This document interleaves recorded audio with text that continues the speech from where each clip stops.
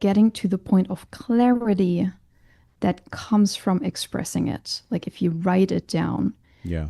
it helps getting to a point of clarity where you figure out, okay, this is what I actually believe. Mm. This is what I would stand for. This is what I would want the world to know. That place of clarity brought me a lot of peace and calm in this process. Analyzing life. Considering the answers Looking through the lens of hopefulness. with guest Actress, writer, producer Nikki J. Borger. Welcome, Nikki Borger, to Looking Through the Lens of Hopefulness with me, John Pasadino. I'm so happy you're here. I'm so happy too. Thank you so much for having me, John.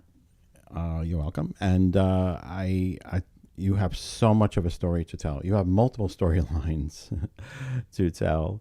And just for the audience, I've been, well, I'll let you tell it yourself, but I will tell the audience that I have three of your books with plays in them that you wrote. And I am going to tell you now, I'm doing a play festival in October, a national play festival. I'm producing it.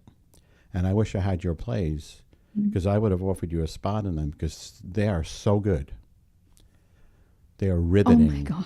Yeah, I'm serious. I mean, unfortunately, we just already put the picks out. But if any fall through, I'll be contacting you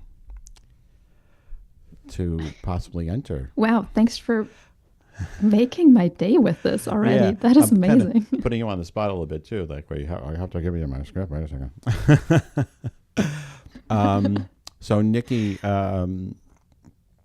I said there's multiple storylines here, and I'll tell you what I know, so the audience knows. So Mhm. I know you came to America with, and you became an actress, and there's a lot in between there. But you know what? It made me think of Charlize Theron, who also came here from South Africa and didn't even know the language, and ended up being a global superstar. And I can tell you, I think that my observation of you is you're a cross between her, from what I've seen, and I've been looking at your videos and podcasts and your reels and all that, and your look, it's between her, uh, Nicole Kidman, and a young Laura Dern. I mean it. Wow. You have, And uh, yeah. I'm like, and this is, folks. I know it sounds like I'm blowing smoke. I'm a guest, but I am speaking the truth because I'm a producer director in New York, and I would tell you, like, I could, we could bring up pictures. This woman has these blue eyes and blonde hair, and she looks just. I'm looking to the side at which way am I looking? At some of your pictures, and you people go out and see her reels. This is a star here. This is a star in the making. I want to make you a star. Now I need a big cigar, But it's taken a great deal for you to get to this point. I'm talking about to develop your talents and everything about you. So now that I've established you're a writer, you're an actress, and I know you're a producer too, and you are an entrepreneur because you developed a meditation application and a whole other business. Now stop for a second and let you tell your story give us a capsule summary of you coming here to America, what drove you here, uh, and what's your status today. Oh, it's a big loaded question, but now it's time for John to be quiet. Go. well, thank you so much for the compliments. Those were, I think, between what you just said and the festival, those were the two nicest things I've been told in a year. Oh. So thank you for that. Well, I am originally from Germany. I grew up on the German countryside, middle of nowhere, really. Mm. And I always had a bunch of physical limitations. I didn't have depth perception. I had asthma. I had a lot of allergies. So I Yeah. grew up very limited and with, a lot of health issues and a lot of struggles that come from that. Um, and eventually, life happens and things when you don't see them straight on, they tend to hit you over the head until you realize what's going on, right? Yeah. And eventually I realized that I held a lot more power over my life than I thought I did Yeah. growing up. And that became a very beautiful journey of, oh gosh, what just happened?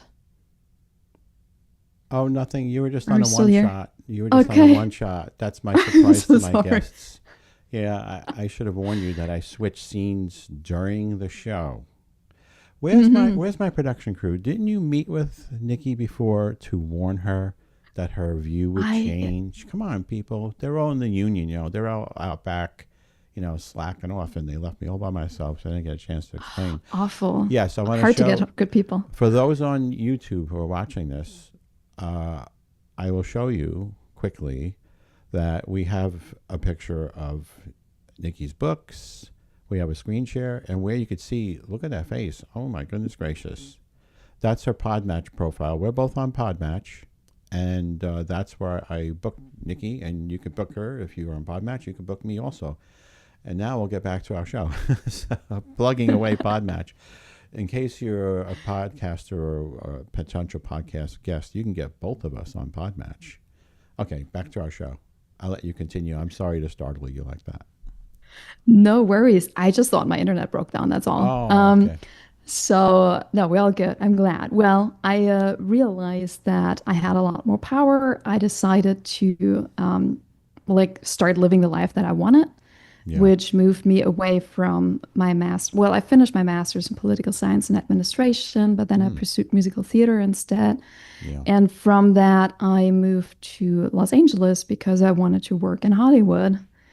And then a lot of things happened. I went through a series of really horrible experiences, including tremendous personal loss in my life. And then everything else, right? The pandemic, getting Sure. a visa to stay there, the strikes, the change to streaming, and now to AI. So it was not like the issues I was dealing with was nothing that I thought I would have in advance. It was so much harder and so much different. Yeah. So I ended up producing my own things because that was the best way of bringing power back into my hands. And I got very lucky. The two first short films I shot both got into the festival run during the pandemic and were screened around the world. And because it was the pandemic, I could actually attend all the, virtual award Yeah. ceremonies and See? stuff.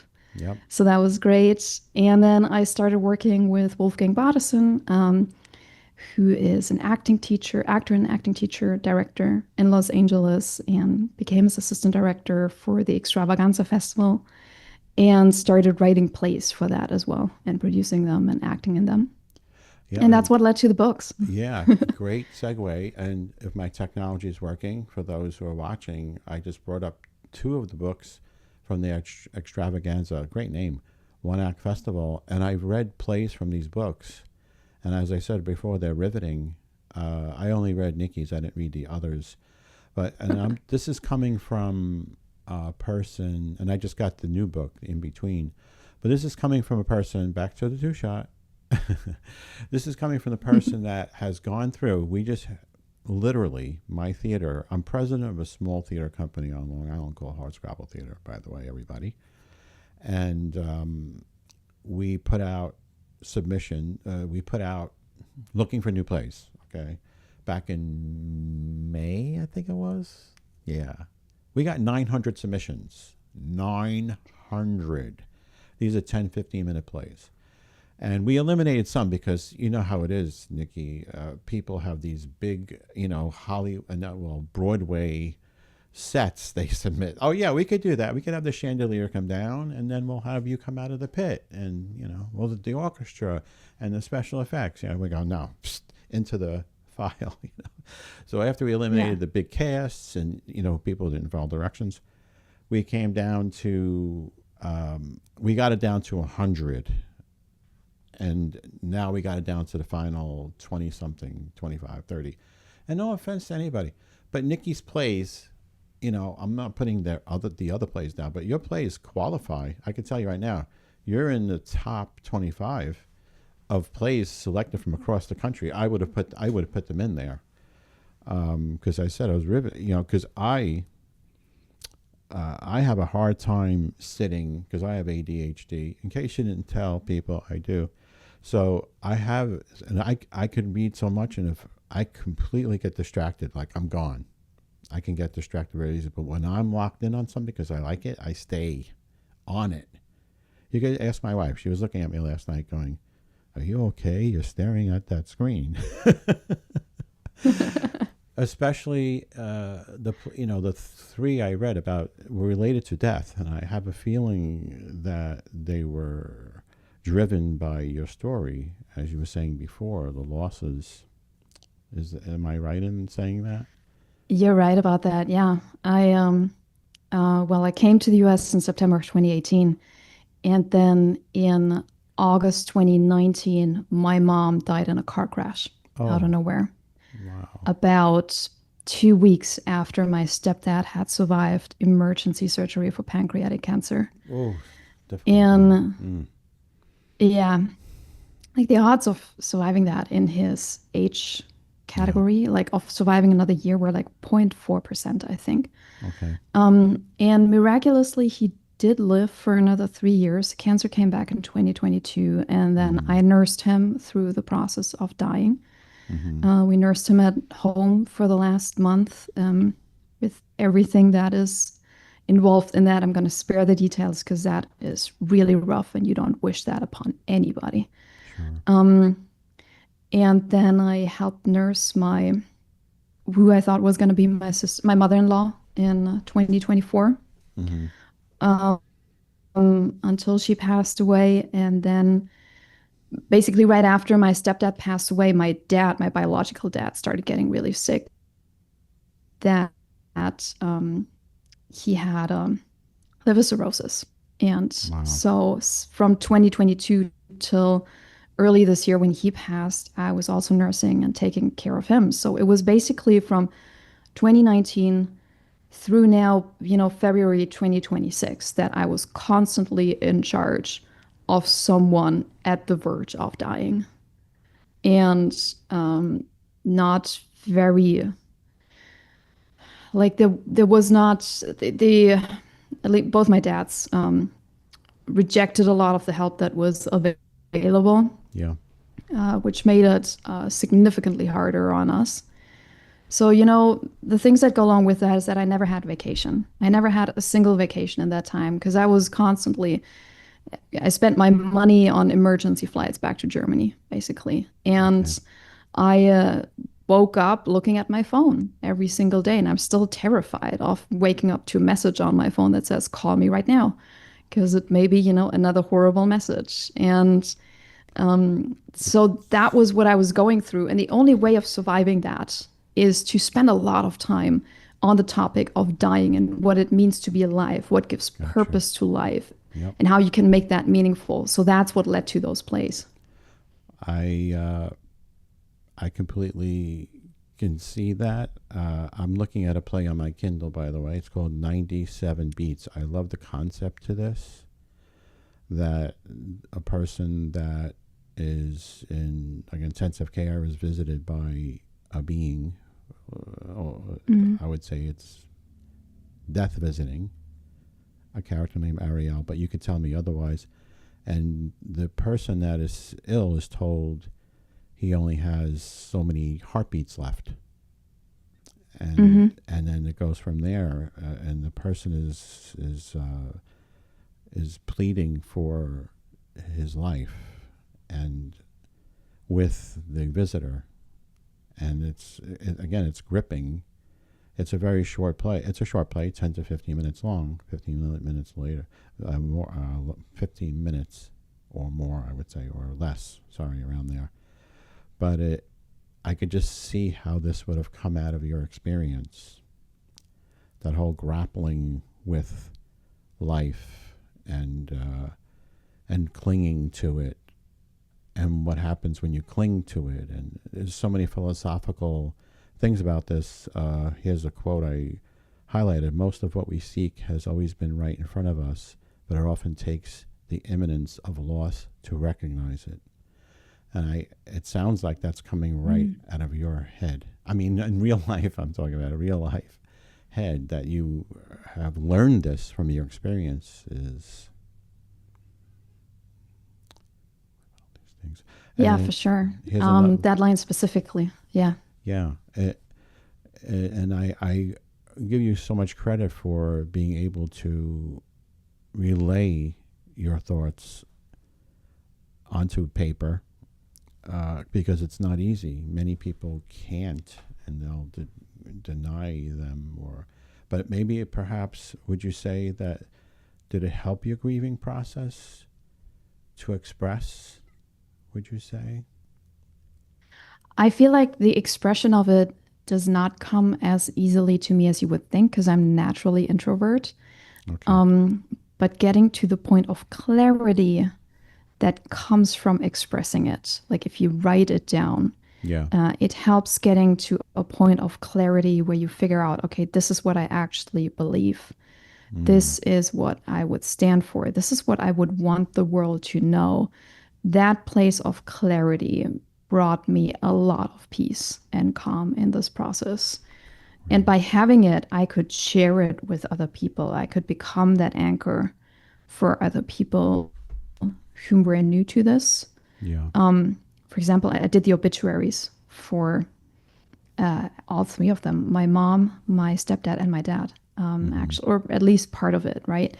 And because of my experience and because I had spent so much time getting clear on this, I was able to hold the room and create a healing experience for the people that were attending. So that clarity comes from writing it. And I think that's very valuable. But putting it out there, putting it in writing so other people can read it and criticize it. So I also read, let's see, another one in the same book. Let's see if I can grab that one real quick. And I'm really putting you on the spot because, I didn't tell Nikki I'd be doing this specifically. We talked about her books and that we might end up actually reading from them. But now I'm trying to find the other one that's in this book that I really liked. There was 97 Beats, and I could swear there was another one that I read in here. Free Trial of Faith, was that yours? No, it's not you. It's Free called. Trial of Faith was not me, no. It was the one where they were talking about deciding whether they should kill Kill the Murderer. the murderer. That's Just Pull. That's what it's called. Just Pull. Okay. Yeah. That was another, again, a gripping. Okay, there it is. I have it. This is another gripping one, folks, as we take a tour of Nikki's original plays. And by the way, they're all available for license. I saw on your website. Let me see if I can do that switch. Let's see if John can do this. So there's your website, which is extraordinary. The pictures and reels on here are like, I said it before, in case you're joining late, folks, that Nikki is a cross between Charlize Theron and Laura Dern, who I think is one of the most incredible actresses. Let me see if I can find your. Oh, why don't I try going to plays? Yes, See, there's that's a where it's at. menu. Isn't that amazing? So all these plays, as you can see, there are performance rights for each. And do these correlate to the books? Are these in the books, these plays, or are these other plays? They're in the books. Like all of them are in the books. Most of them are in between. Okay. And in between is 8 one-act plays that are interrelated. So there they have an order, which, partially derived also from my desire as an actor to have material that's actually workable. Because in a proper play, you have 1, 2 main actors and a bunch of side roles. Yes. But with in between, it's actually a lot easier to rehearse because every actor, it's written for 12 people. Every actor gets to be a main character in 2 of the one acts. So it balances out. You have less rehearsal time and more importance. So to say, you don't have to just bring people in for 3 lines, but everybody is valid and plays multiple roles. And so that's why I wrote it this way. I could have written in between as one single play, but I thought it was way more interesting to have the option to either, split it apart or do it as a whole. I love it. I love your approach. I actually, folks, I'm a playwright too. Plug, plug, plug. So, Lazy Bee Scripts is a UK based company, and they publish some of my scripts, and they're frozen right now for submissions because it's a long story. They changed ownership and they were overloaded. But I'll show you. Let me see. So these are my short plays and sketches that have been published by them, and I even get royalties sometimes, royalties from them. And I'm going to be putting these. I'm sorry, I have put these in a book myself, and that's going to be coming out in the fall, along with other plays that were never published. But the point is, I was actually going to make a point. So this play here, the monologue Addiction, I wrote specifically to get to share my view of a certain situation, and also I wanted something that was so easy to stage and perform in.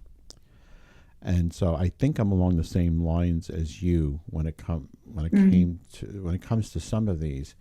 And by the way, that play Addiction, I was approached. It's one person, and the poor actor. Oh wow! I mean, the first actor that tried it, it got pulled from a festival because he wasn't ready. It's a very difficult play to perform. And when we brought it to the preview, I didn't direct it. Somebody else directed it. They just said, sorry, it's not ready. But it's about a man he's actually talking to his wife who's in the casket, who's passed away. And he's talking about all these things that are on his mind, and how, about their relationship and things about her, things about himself. It's this gut-wrenching piece. And so anyway, somebody came to a play festival where it was finally done, and it was done by an equity actor, Ed Brennan, who was absolutely phenomenal. But both of us cried through rehearsals. It was like we were constantly crying. I directed him, and we were both crying. It was just so gripping. It was so hard. But anyway, somebody approached me and said, I really like this. I'll make it into a film. I was like, yeah, you know how it is when people come up to you sometimes after performances or something. He's so good. I just love you. I want to, I'm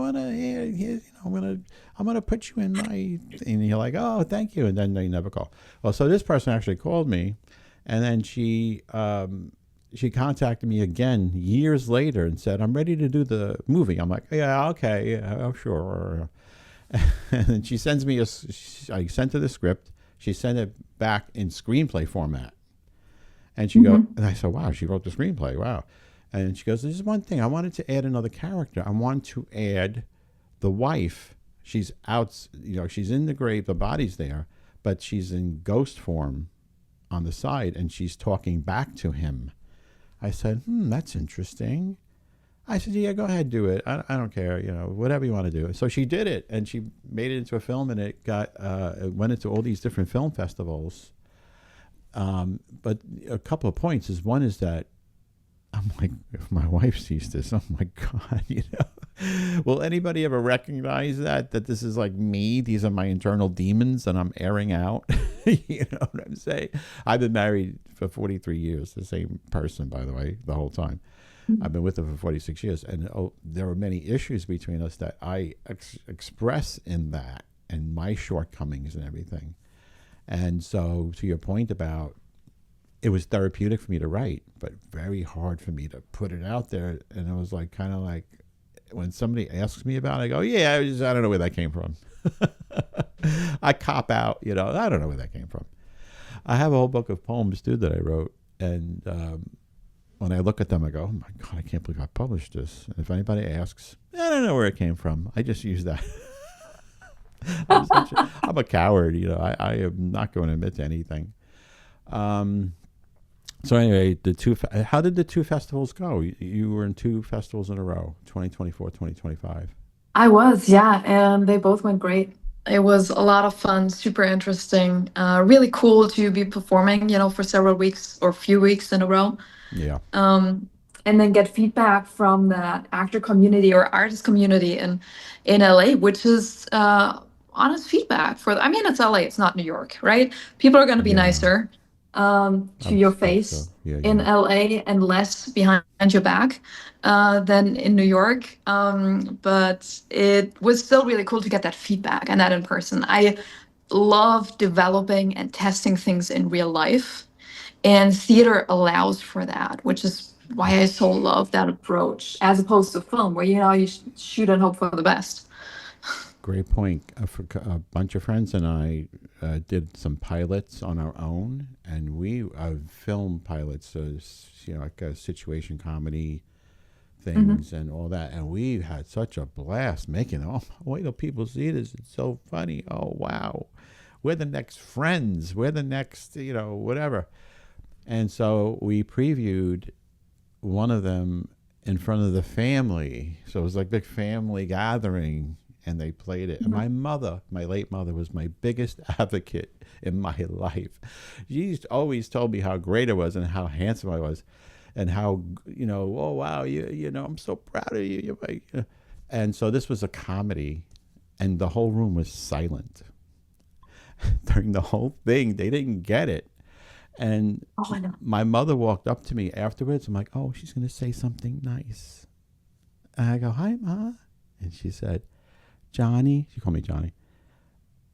That was nice. I go, oh, good. She goes, but when are you going to do something funny? Oh, I don't know, Ma. It completely went over everybody's head. It was a theme show where everything had to do with psychology, and they didn't get it or whatever. It was all like we were playing game shows in it. That it was, what's my psychological problem was the game show, and you had to guess the person's psychological problem. I think maybe people, it was kind of maybe on the edge. You know how it's very hard to joke about certain things, and I Yeah. think people were like, that's not funny. So, oh well, we thought it was funny while we were filming. But to your point, it's very hard. I mean, if you think about how many comedy movies work, there aren't that many. It's hard to get them to work, especially comedy. Especially comedy. I mean, comedy is the hardest thing you can write. Drama is easy. Like drama is so easy. That's why everybody does it. Yes, yes, Like if nothing else, you've had enough drama in your own life that you can write from, right? yeah. Comedy really is a skill and is not easy. And I've just been Mm, started production of my comedy series, which is called NFTs, as in I teasing. saw that. Good. Tell me about it. Tell us about it. Um, well, it's about three college graduates. They're about to graduate. Okay. And they're very nerdy and they're trying to get their NFT business going to, make this happen. And it's not going well. And they get one last chance to work it out by collaborating with influencers. And they actually managed to sign a deal only then to find out that the influencers are actually OnlyFans stars. OnlyFans. Okay, I did see that. That's a great So concept. I love this concept. thank you so much. Now you're filming it independently. Is that how you're Yeah. doing it? And Okay. we're actually, I managed to get the casting done before I left Los Angeles. Hmm. So I did that for the last couple of months, basically, or 6 weeks. And what we're gonna do first is we're gonna launch our characters on social media and try the comedy and try the relationships and fine tune that through the real life experience of social media because you get instant feedback, Great. right? Um, Great so idea. that's our proof of concept right there. So that's what we're gonna do, and then hopefully from that fund the entire series, shoot the whole thing. And will you make Yeah. your web series, or would you try to like get it out onto Hulu, Netflix, whatever? I guess I'm it gonna will try to get it pop onto up. streaming. Yeah, I want to do this properly.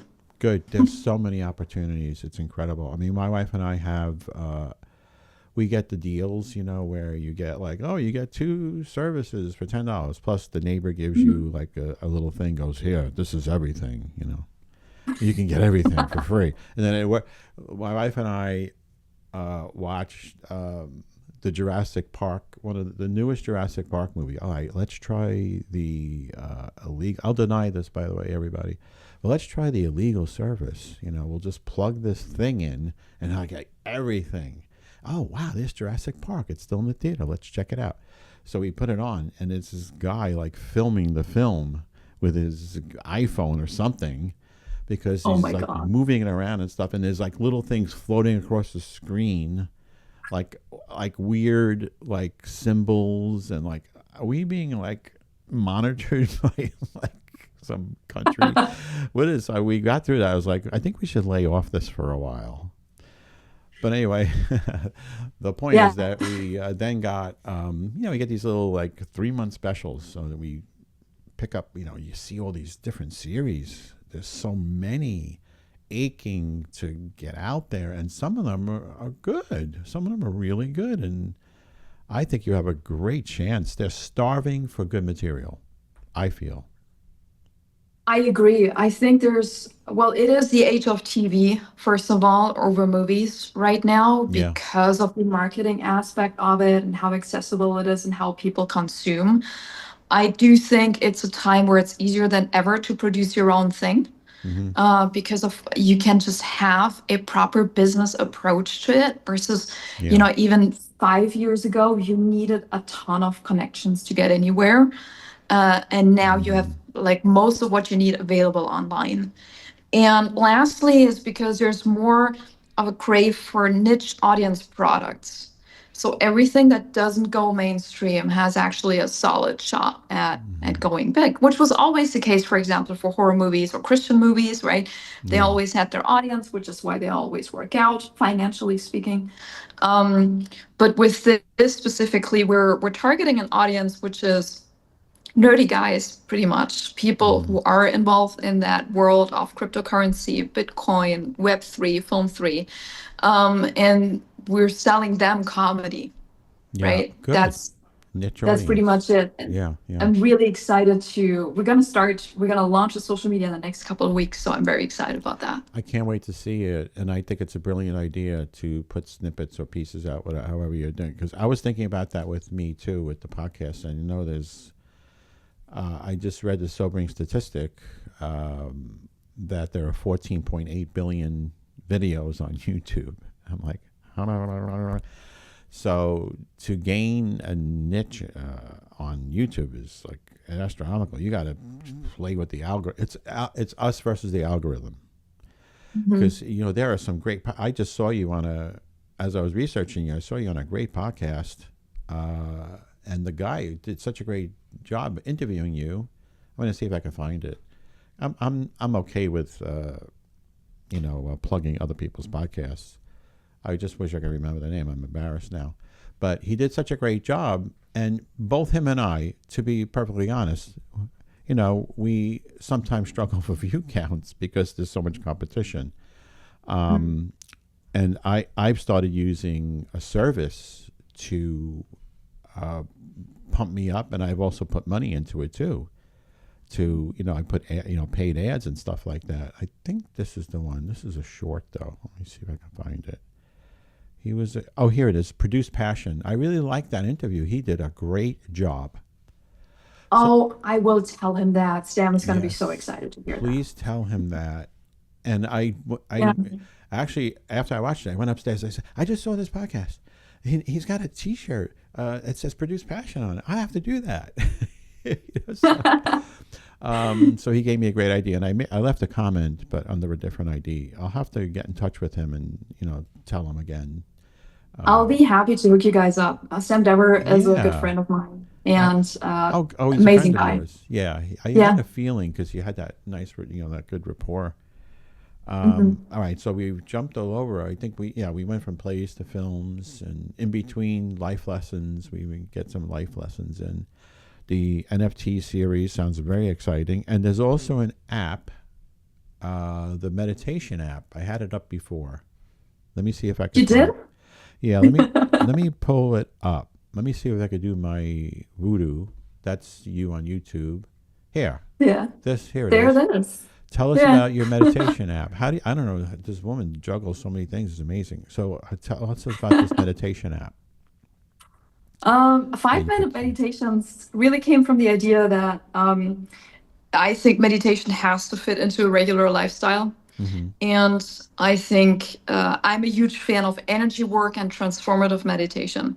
Okay. So, and when you combine both, when you use energy work for transformation, 5 minutes is actually enough to really shift where you're at, right? To come from an anxious state into more calm, to find confidence within you, hopefulness, Yeah. to really visualize where you're going or to align with that vision. 5 minutes are totally enough. So I recorded all these meditations and put them in an app. Yeah, that is what happened. I'm shaking my head. For those watching, I'm shaking my head in the negative, but I mean positive. I'm like shaking my head going, that is so fantastic. So let me tell you a quick story before I even saw. I mean, you have so many things I wanted to research that this is one of the last things I saw. But before you even said what it's about just now, before this started, I was upstairs doing a 5 minute breathe, just breathe, and it helped me. You could hear how calm I am, right? But seriously, it really does these little snippets. And I had made a comment on I write essays on Medium.com, and I read many. And some guy wrote this big long self-improvement thing with how you find the middle way and this way and that way, and it was a big long thing. And I got to the end, and I said, this works if you're a monk living in the monastery. I hate to say it, but if you're driving on the expressway, somewhere like you're in LA and you're driving in traffic and you have to make a meeting and you have to get the rent paid and you have, like you were a caregiver and you have all this stuff going on. It's not so easy to find all this and to stay in it. It takes a lot of work, so much work that it's almost stressful. It is stressful. So I'm pointing out your page now. I'm pointing out the page. So this makes sense. It's realistic and doable. Thank you. It is. Thank you for that. And it also makes so much more sense vibrationally, right? Because if you think of it, if you like do a long meditation, you get to this like really vibrational high, you're feeling great, but you can't maintain that throughout the rest of your day because just there's so much contrast to real life. So what you will do, you do your meditation, your hour-long meditation, whatever, you'll feel great for another 2 hours. And by then at the latest, something will have come in.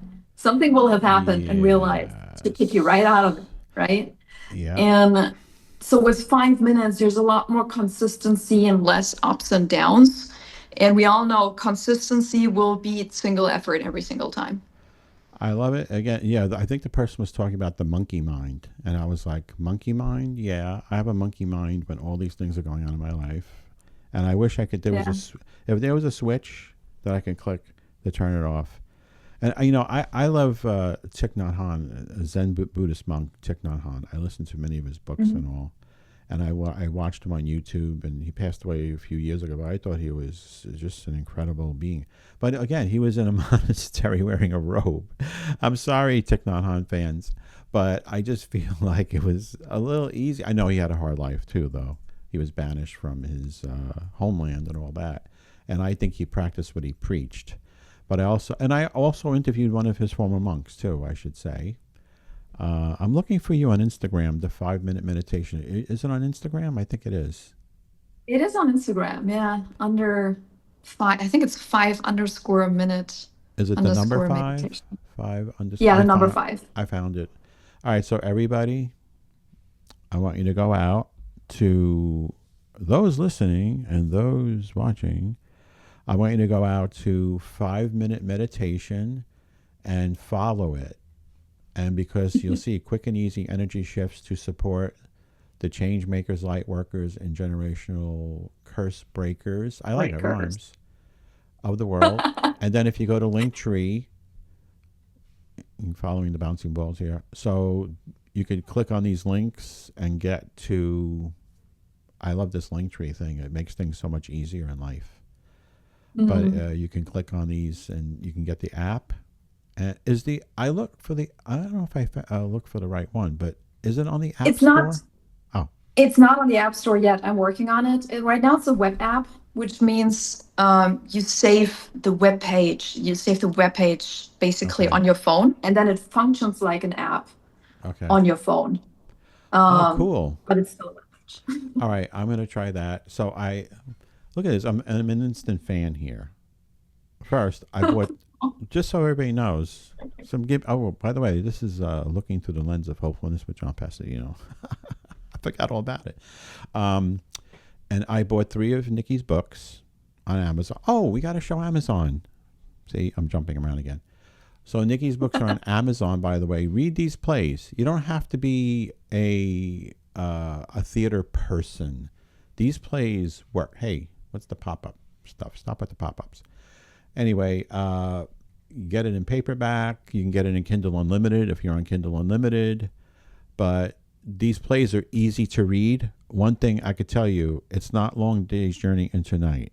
You know what I'm saying? Some people find it hard, like me, to read long, drawn-out plays. And I wanted to mention something else to you. It'll come. I find it hard to read long books also, but I listen to audio books. And I'm just finishing Prince of Tides. It's like a 25-hour book, but I did it little pieces at a time, and it's a fantastic book. So what I was thinking is, would it work to put these on Audible? You and your actors, if they recorded these, I mean, it's been done before. Oh, absolutely, yeah. And Yeah. I've thought about it as well. I was just running out of time in LA. That's what Yeah. happened. Okay. Yeah, before traveling. But I'm probably still gonna do it. Yeah. I think it would be great, and I will listen to them. That's for sure. Aw. Yeah. And I had another idea, and we had chatted about it in our pre-production. We had our pre-production teams together before, everybody, going over our extensive preparation for this. And I had thought about Nikki and I actually reading excerpts from the book. I don't want to put her on the spot. And she's actually in another country right now, so her internet hasn't been as great. But I had thought about a podcast, another podcast, because the world needs more podcasts. Yeah, right. So, but call it cold reads. And actors just jump on and do cold reads. And maybe excerpts of different plays. And I don't know if there would be a problem with rights, though. We have to think about that one. Well, you just have to ask the authors. But I can tell you that everyone from those books would be super excited to do that. You are number 1 on the list. You are going on that list. I mean, I do get together with some friends sometimes, and we read entire plays on a Zoom just to do something. It started during the pandemic, of course. But I think it might make for an interest. I mean, we're doing live. But I think it would be interesting if people could just pop in and listen to excerpt. Where was that from? And maybe we just do the whole thing. I'm not sure. Let's think about that. Let's put that on the project list for both of us, and we'll thrash it out. Okay. You need more projects, right?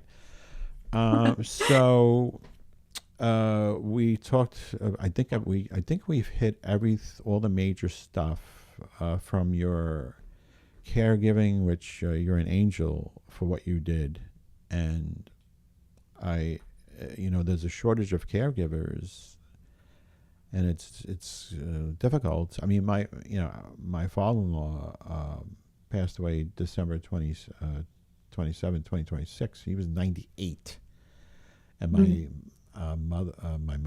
wife and I were co-caregivers from a distance. He lived close to us, and we saw how difficult it was, but we kept him out of a nursing home, because today it's very expensive in this country. I know you lived in Europe too, so there's differences wherever you go, but in this country it's very expensive, and also there's a shortage because people are being sent back. A lot of the aides are people that are either undocumented or not full citizens, so they're being automatically sent back.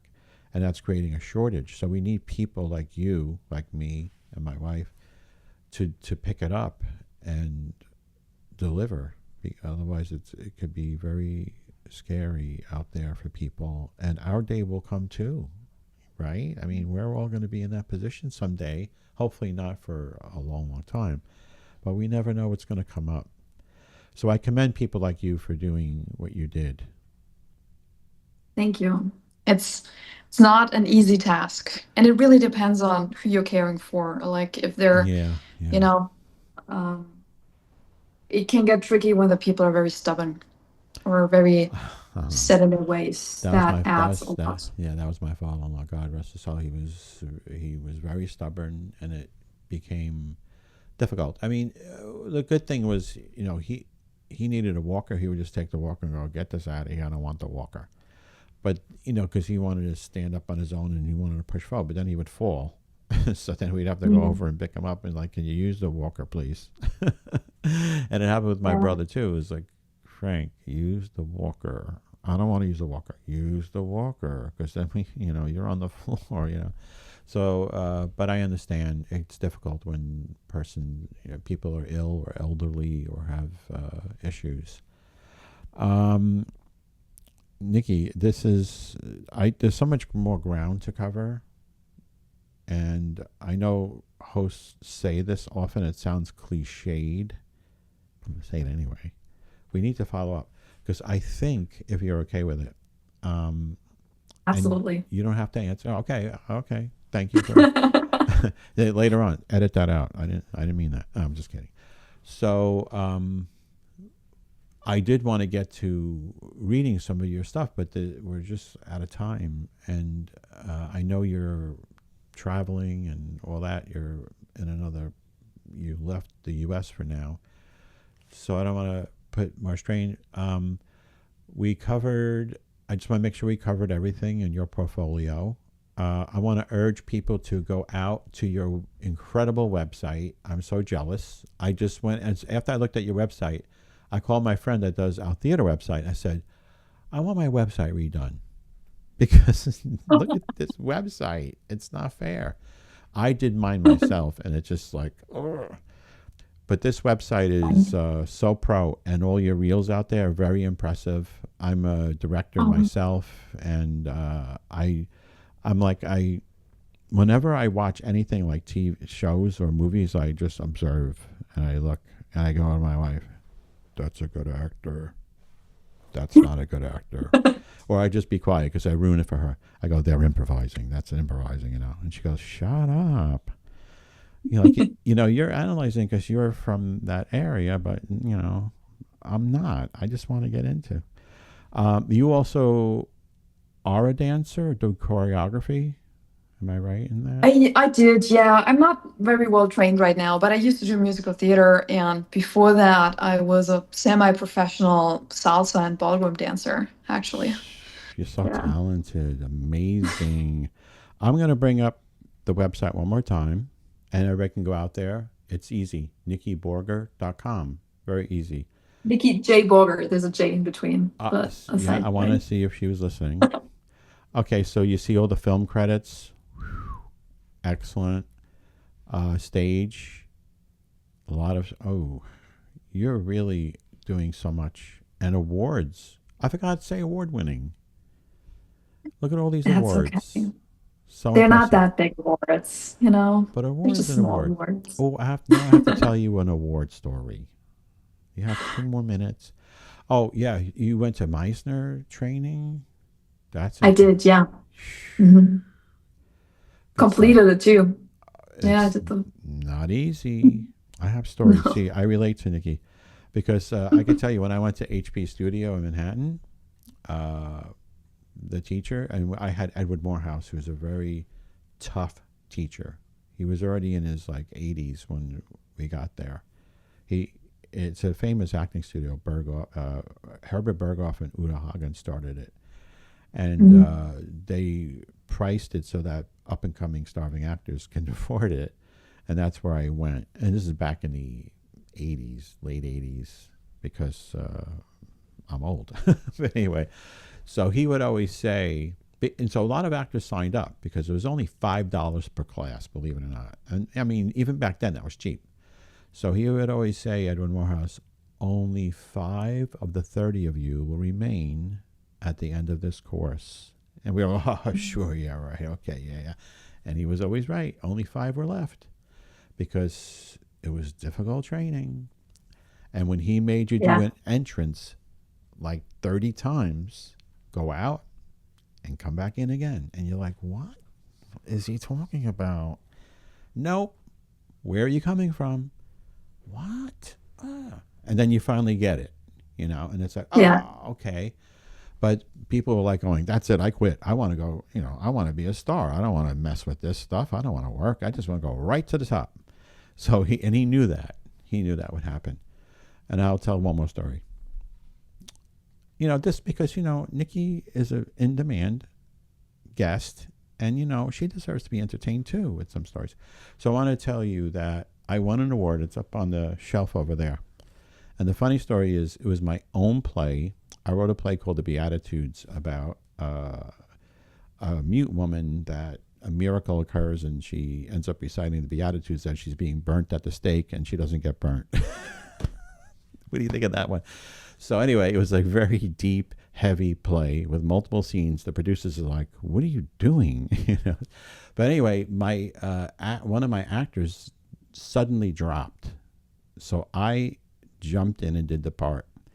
And I had to rehearse like all day before it went on. So I was at the theater rehearsing by myself, doing my crosses, waiting for the other actors to come and doing my little speeches and everything. And my 14-year-old son happened to be there, and he was watching. He said, Dad, why are you coming from the left? Oh, you think I should come from the right? Yeah, you're crossing the wrong way. Remember the other actor did it that way? And and then he stopped me and, Dad, why are you being so emotional at that point? You shouldn't be that emotional. Oh, okay. He's directing me. I won an award for Best Supporting Actor. It's so funny. I tell that story all the time. That's awesome. I have I to love get it. that. Don't move. I have to get it. This is, Okay. I have to show it so you know for sure. I'm not going to go anywhere.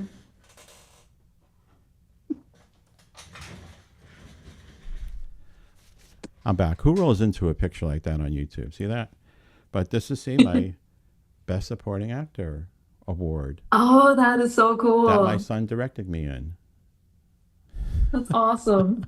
Congratulations. The play I wrote, yeah, and I wrote the play, so I scared a lot of people with that play. I write comedies, but I write a lot of like deep stuff like you do, and and sometimes people go, "What is wrong with this man?"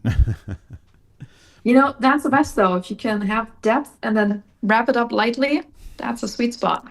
Thank you. Yeah, I agree. And I feel I can really identify with you because you have so many irons in the fire. You're constantly pushing forward with different things. And that's what I do. It's the way I'm wired. Sometimes I get very frazzled and I fizzle, I burn out from it. And I know it's good to pick your spots too, so you could focus. But you also need to consider all options, correct? Am I correct? Especially when you're looking to make a living like you are. For sure. And there's also, well, there's something to be said about having multiple identities. So if one isn't going well, you don't feel like total crap, right? Yeah. There's a psychological aspect to that. There's a money aspect that you never know how well something's going to work out. And then there's also with creative projects, there's always a point in time where you have to rely on other people for something, and it's not Yeah. really in your hands and you're waiting for them, and then it's really good to have something else to do and to focus on so you don't get in your head about it. Very well put. Very smart lady. I actually that's why I've self-published 5 books and I have a 6th one coming because I didn't want to wait around to send out a manuscript and have it come back, oh sorry, or just not come back, whatever. I said I'm just self-publish and it goes where it goes, and I'm learning as I go. And I'm talking about fiction and nonfiction. I have a book of comedy essays, and I have a book of 3 short story books and a poetry book. And as I said earlier, my book of plays is coming out. Plus all the other stuff. That's really cool. Keeps me busy. So Yeah. again, I want to thank you once again for joining. Looking Through the Lens of Hopefulness with me, your host, John Pasadino. Thank you so much for having me. This was such a fun show. Yeah, and thank you for putting up with. We had some tech issues, people through the broadcast because of the distance, and the internet is always not always as forgiving as it is portrayed on TV. So thank you for working through that with me, and I'll see you out there in cyberspace, of course, following your apps, wherever they are, and I hope that we could follow up again sometime with a different track. That would be great. Yeah, I'd love that. Thanks, Nikki. Thank you. Looking Through the Lens of Hopefulness. Streaming on all platforms. Spread the word.